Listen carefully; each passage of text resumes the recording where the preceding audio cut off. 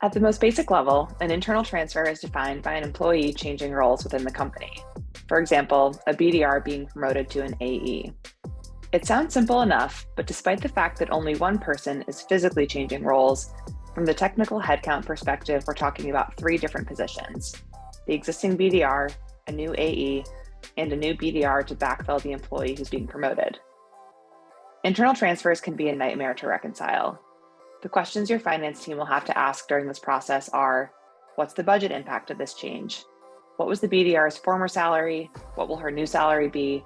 And what will we pay her backfill? How long was she in her role, and therefore, how much budget from her salary is left over? Did her promotion take place earlier in our fiscal year than we planned to start a new AE?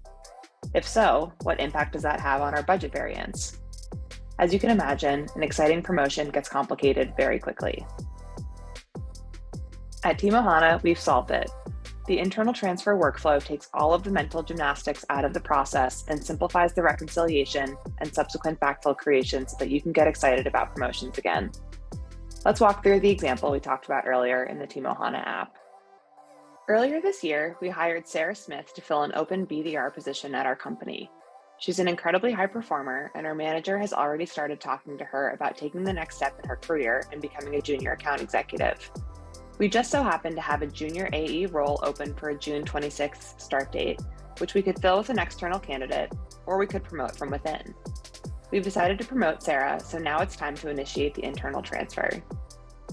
We'll start by locating Sarah either on our org chart or on our headcount ledger. I'll click her name, which opens her profile on the right side of my screen, and you'll see under Actions that I can initiate the internal transfer right from here. TeamOhana houses my company's hiring plan, so I can link Sarah to the junior AE headcount that's already been approved that she'll be filling during this workflow. Step 1 of the reconciliation process, check. Next, I need to input the effective date of Sarah's new role. Because the change hasn't yet been made in my HRIS, I'll set a new effective date. Finally, I'll add in a justification. Sarah is being promoted from a BDR to a junior AE. Then I'll click confirm. Because TeamOhana is integrated with my HRIS, I don't have to track down any information around how long she's been in her current position, what her salary is, or how much budget is left over. All of this is logged directly on her profile and will be accounted for as soon as the transfer is finalized. Step 2 of the reconciliation process, check. Now that I've initiated the internal transfer, I'll come over to my Headcount Ledger's Employee Changes tab where I can see all pending transfers of this kind. Recent HRIS changes will be captured via the integration, so once Sarah's position is updated in our HRIS, I'll see those details here and I can confirm the change to Sarah's employment details matches the headcount that she's filling. If all looks good, I'll hit Reconcile, select the HRIS effective date, then click Reconcile again. We can't forget the final step of this workflow, which is to submit the request for a new BDR to backfill Sarah.